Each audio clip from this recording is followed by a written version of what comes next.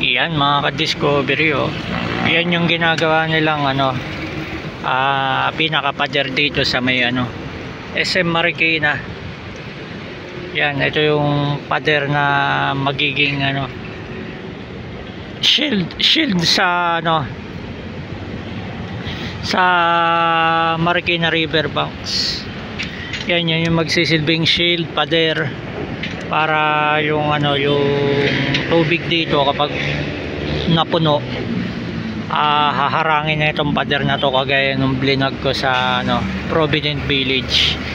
Yan, napakataas na pader, 10 to 20 feet yung taas.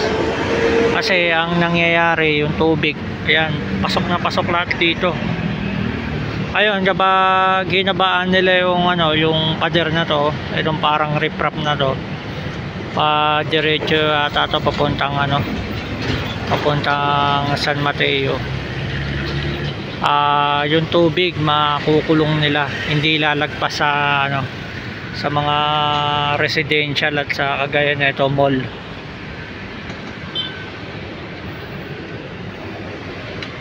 Yan, ginagawan din nila ng tingin ko lalagyan nila ng parang pinaka kalsada or lakaran ng mga tao.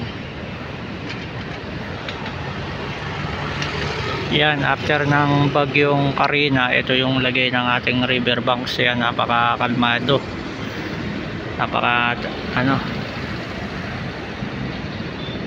maganda kasi ang ng araw ngayon. Yan, ito sana matapos nila to, itong diretsong na to, itong pader na to. Kagaya sa Provident Village, dating dalawang palapag ang baha, ngayon gatuhod na lang dahil sa ginawa nilang ganito na na pader na nagsisilbing shield sa sa riverbanks pag umapaw.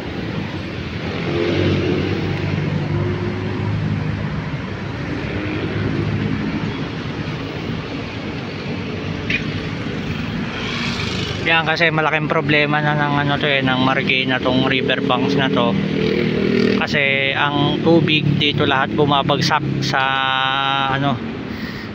sa NCR. Yan, nangyayari, umaapaw to, nag-overflow. Ngayon yung Marikina, yung bayan ng Marikina ang sumasalo lahat ng tubig, umaapaw. Yan, umaano sa bayan, sa mga residential house dito, naapektuhan iya mga ka-discovery. Hanggang dito na lang ang aking update, balitang update dito sa Marikina Riverbanks sa ginagawa nilang proyekto ng ating gobyerno. Yan, hanggang dito na lang, hanggang sa muli. Thank you for watching.